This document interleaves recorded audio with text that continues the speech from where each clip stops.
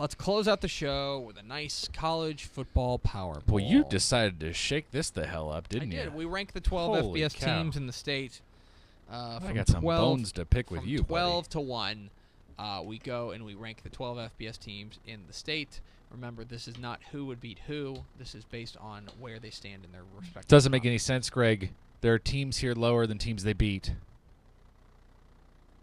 Is there? Yes. Oh. And Okay. plus, I'm arguing against a point Okay. that you just said doesn't matter. Got it. Okay. Either way. Let's start. Number 12, the UTEP Miners. They were in it for a little bit Sure. against UTSA, but look. Which is sort of the best thing we can say about them anymore is the game's like they're in for a while, but they don't end up winning. Look, UTEP's going to have one shot. We mentioned it on Friday. They're going to have one shot. It's going to be UAB. They got it on the last game of the year. They're on the road at UAB, and that is their one shot at getting a victory. Otherwise, they're staring 0-12 in the face. And the offense just isn't there. The offense cannot do anything. Yeah. And they were trying to throw the ball a little more with Zach Greenlee, but he can't come through. The running game just has not been there. The offensive line hasn't been good enough. I think the defense is actually okay. I don't think the defense is a dumpster fire. Right. But the offense just isn't there. And they're going to remain number 12 in the power poll. Right. That's the bottom line. Number 11, the Baylor Bears. Wrong. Okay. How do you have them lower than Rice? Because Rice has a win over an FBS team. They do. Tell me I'm wrong. Rice's schedule is half as tough as Baylor's. Half. Okay. Who looked better on Saturday? Oh. Rice or Baylor?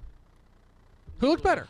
Baylor looked awful against Texas. If they played today, Baylor would win that game. That's not the question. That's not the question. Of course Baylor would beat Rice. But right now they're number 11 in this power poll because they are trending the wrong way. So Rice. They cannot put. They were in it until the last. Louisiana Tech. Let's not get carried away here. Right. Baylor. That was. It's funny that in a season. I think our friends at Our Daily Bears tweeted this. In a season that includes a loss to Liberty. Yeah. This might have been the most disheartening loss of the year for them. They looked overmatched by a Texas team that is fine. They're nothing special though. Right. And it just never looked like that Baylor offense was going to do anything. No, it never did. Now, Nothing. Part of that is a credit to the Texas defense. Yes, that's part of the point here, but that's also why Texas is much further up this list. But I will tell you that I just do not think that right now, look, Baylor's going to Kansas this week, okay? And this is the shot because they're not beating anyone else on the schedule. And the team just does not look very good right now. And for all the we mentioned it leading up to their bye week, it looked like even though they weren't winning, they were getting closer and they were getting closer and they were getting closer.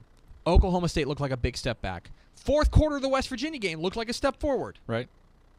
But if you take the 3 games since their bye, they have played one good quarter. No disputing any of this. They just should be higher than Rice. That's all. It's not like I'm arguing that much. They're number 11. I think they should be 10 in a power poll instead of 11.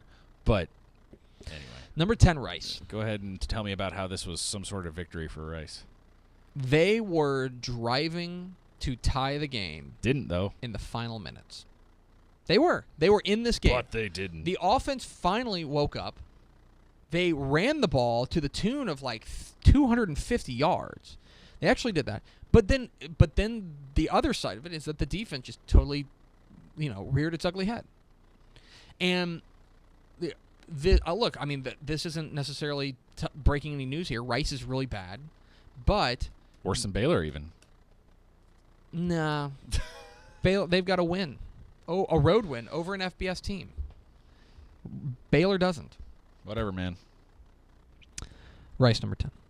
Number 9, Texas State. Hey! Look at you, Bobcats. Gotta win. Look at road you. win, no less. A road win. Coastal Carolina's bad. They're real bad, and this is not the kind of thing that you're going to frame and put in your home and cherish for the rest of your life.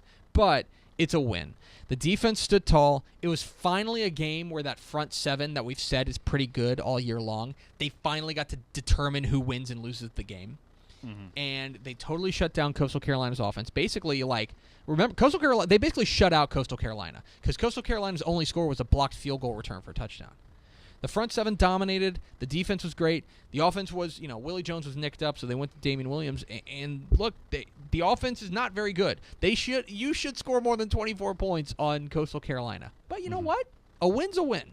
And that moves you up in the power poll, especially when the bottom 4 teams in the state are really, really bad. They're number 9 in the power poll. Number 8, Texas Tech. This seems harsh. Yes, because I honestly think they actually played okay in Norman. They probably, I don't know if they exceeded my expectations, but they met my expectations. Sure. As opposed to, you weren't expecting them to win the game. I wouldn't expect them to win the game. The offense got back on track like we expected it to. It was a little bit better, but the defense that's what happens when you play a really good offense, is that they shred you, and they got shredded. So, look, Texas Tech they are what they are. They're either going to be 5-7 or 6-6. It's pretty much going to come down to this much.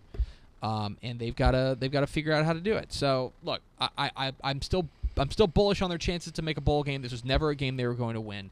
I honestly think that was about as well as you could have reasonably expected them to play. They just got beat by an elite team. That's what happens on the road. Number 7, UTSA. So UTSA goes to UTEP, and the first half was ugly. Like, they were just not very good. I still don't think this offense is very good. Right. But their defense continues to be a force and a legitimate force in Conference USA. And Marcus Davenport is going to be a problem for any team that they play. Yep. And as long as they can find enough offense, they're going to be a problem for everyone. I think we figured out that they are an above average. They are an above average Conference USA team. That's not necessarily saying a lot because I don't think Conference USA is that good this year. Right. But they're an above average Conference USA team, and for Frank Wilson, that's a step forward for the program. Yep. They're number 7. Number 6, SMU. Going bowling. It was not pretty. No. But they found a way. They tried real hard for the second consecutive week to lose that game. They tried really hard to lose. Yeah. But they couldn't. They snatched victory from the jaws of defeat. And I've said before, Trey Quinn's going to make a lot of money in the NFL. Yep. Make a lot of money in the NFL. Dude catches balls, including the most important one in this game to get the first down at the end. That's exactly right. They end up getting the win over Tulsa. They are going bowling, and in the end, this is a sport that is about W's and L's, and that's a W. Yep. It was not pretty. Nope. It does not bode well for the tough back half of the schedule. But now there's a lot less pressure on that back half of the schedule. You go get one, and you get a nice 7-win season. You say thumbs up. Yeah. So a great win there. Going bowling. Congratulations to the Ponies. Number 5, North Texas. Speaking of tried to lose the game, they let Old Dominion hang around in this game for a long time. Thank God for Mason Fine, and thank God for Jeffrey Wilson. But they toyed with young Brady Keene's emotions. They did, but they ended up pulling out a win. Is that 5 wins for them now? Are they 5 and 3? Yeah, 5 and 3. So they're close, and they've still got some winnable games left on the schedule. Yeah. So this is going to be a bowl team. The defense is boy, it just comes and goes. Yeah. And that's 2 weeks in a row that they've had a pretty disappointing defensive effort. Yeah. But this time at home, it was enough. They get a win. North Texas. The thing with the North Texas defense is we talked about this last year. It's not as if they were particularly great last year. It's just they seem to make plays in games they shouldn't have won. Mm-hmm. That's true. That's why they made that leap last year, is because the North Texas defense, while not great, just found a way sometimes, even though they get outgained in some of these games. This time, and I think that chicken has come home to roost. And this year it's kind of the reverse, that the offense will come through with that play on the margins that will win them the game, right? As opposed to the defense, or as opposed to not making the play at all. Right. So they're number 5 in the powerful. Number 4, the Texas Longhorns. Look, hey, if you are Texas, you expect to win that game. Right. And even with all those injuries. Even with all the injuries, I think the offense actually acquitted itself pretty well. It was that perfect example of the defense feeding the offense, right? The defense, I think we can all agree, is pretty darn good. That's a pretty darn good defense. Yep. And it set up Texas on short yardage situations, short fields. They even, first few minutes of the game, they had a pick 6. Yep. That starts things rolling, and the defense continues to feed the offense, and that's what's going to have to happen the rest of the way. Yeah. I think they're a bowl team. I think they're going to find 2 more wins. Yeah. So for ultimately, this is a good step forward. This is probably, overall one of the more impressive victories of the year for them, considering they were out their quote unquote starting quarterback. Yeah. In And Shane, the one they in the one they Unger. had who did a great job and was hobbling everywhere, but still managed to like run for like 25-yard touchdown at one point. It's a gutty effort. Yeah. So a great win for Texas. They stay on track for a bowl. Yeah. And that should be the goal here. Number 3, Texas A&M. So I watched the entirety of this game. Whoa! Wow. Okay. Yeah. All right. Even if they'd have won a game like that by like 1 point, I'm not sure I would advise watching the whole thing if you don't have to. The first half was horrifying. Yeah. It was just and not even from I would, as a guy who covers Texas football, I would prefer to that A&M win against an out-of-state team. Not from that perspective. I just mean from somebody who watches football. It was ugly. Just ugly. Mississippi State does not play a particularly aesthetically pleasing brand of football. No. It's like Navy, except without the charm of the triple option. It's like the quarterback is going to do everything. Yes. And it works, but it's not particularly fun to watch because you can only recruit, a quarterback to Mississippi State that looks a certain way. All due respect to Dak Prescott right. and what he's accomplished since leaving, but You're exactly right. But here's the problem is the offense. And it has been, if you look over the course of the year, it's been the problem all year long. Yeah. Basically, save for UCLA and Arkansas, who's trash. yeah. The offense has completely no-showed. And the offense was bad again. Kellen Mond, it's so, man, I am the kiss of death. Because last week, you remember I sat here and I told you that win, or 2 weeks ago, that win over Florida, I was like, man, I know the numbers aren't pretty, but he impressed me. Like, he won, he did gutty things. Yeah. This week, it was the complete opposite. He's still Well, no, it's not the complete opposite, because the numbers are still terrible. Yeah. But basically, if he's not running, he's not a factor. Yeah. 8 of 26 for 56 yards and 2 picks. They bring in Nick Starkel for garbage time. He throws a pick 6 to pretty much seal the game, and then throws a long, meaningless touchdown to Cameron Buckley. Yeah. It'd be interesting to see if they give the ball back to him, though, going forward, right? Man, isn't that the big question now with this program? Yeah. How you close out the season, who the quarterback is? Yeah, it may be. And look, I actually don't think, look, the defense gave up 228 yards on the ground, 105 to Nick Fitzgerald. But I don't think the defense is particularly at fault here. I thought that it was fine. They basically gave up 28 points. Right. If you hold a team to 28 points, if you're Texas A&M and you have the kind of weapons that you have, you should be able to do, It's a win reasonable that game. expectation, I think. You want to know what the number is? Man, Christian Kirk had 5 touches. Yeah. I wonder how many Offensively. targets and those weren't his fault. You know what I mean? Yeah. Like, They got to find a way to get him the ball. He's their best player. So Texas A&M's number 3 in the power poll. Like, I just complain about a team, and I'm like, they're the 3rd best team. I know, right? Yeah. Number 2, Houston. Every time we expect them to just like crater, they do this. They are such They're such a mystery. They're a frustrating team. They're because when they super do good frustrating. things like this, you sit there and go, man, you're wasting a season with the dumb losses. Now, I think the defense played awesome. It's a great defense. The whole game. The defense's biggest indictment is just the Tulsa game. I don't know what happened there. Yes, I don't know what But happened. other than that, But Ed Oliver was once again like raising his hand. He's like, "Hey guys, like I'm the best player in the nation. What's up?" Like there's a GIF that I got from that game. I don't know if you've seen of him. I haven't Like seen like they have him basically standing up, and it's like they're using him to spy Quentin Flowers, the quarterback. Oh, interesting. Which, Yeah. by the way, that's a defensive tackle. They've got spying him. So he's playing stand up in, and then he just kind of shadows him. He's not engaged. He just shadows him, and then he jumps up to get a pass and just swats it, just like spikes hilarious. it. It's great. He's a freak. Yeah. And they found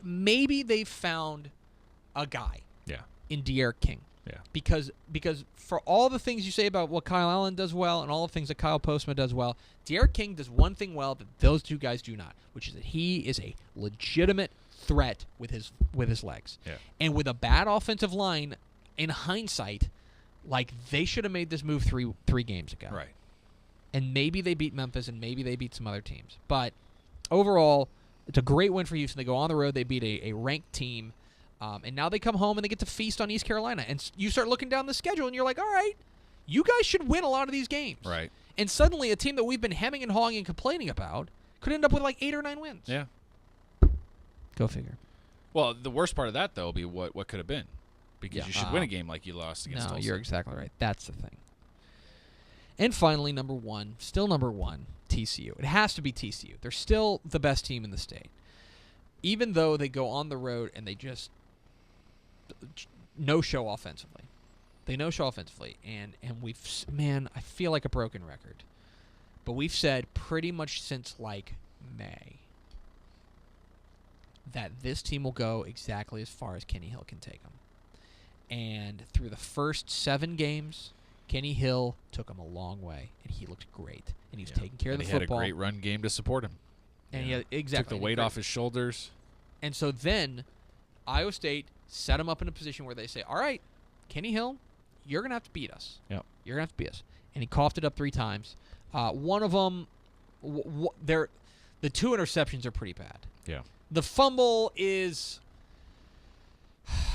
I don't know. He got hit, and I'm not the kind of guy who says, "Oh my gosh, why don't you hold on to the football?" Because there are guys ripping it out of there. But, and he fumbles it because it hits a guy's knee. Yeah. Not because someone was going. That's kind of bad luck.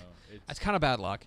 Look, I'm willing to chalk that up to a weird week, and it's just they were due for a stinker. And honestly, unfortunately, that's kind of the story here, is that they were due for a stinker, and guess what? They got a stinker. Yeah.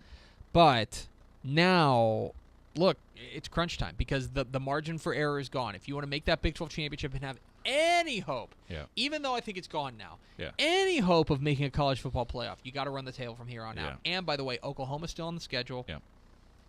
And you're going to have to play a really good team in the Big 12 title game. So, yeah, I think at this point, you're basically hoping Oklahoma State loses twice and you win the head-to-head there. I guess basically is what it probably ends up being if you end up losing again. Yeah. So, that's exactly right. So, that's the power poll. It's just a big, crappy mess. Number 12, UTEP. Number 11, Baylor. Number 10, Rice. Number 9, Texas State. Number 8, Texas Tech. Number 7, UTSA. Number 6, SMU. Number 5, North Texas. Number 4, Texas. Number 3, Texas A&M.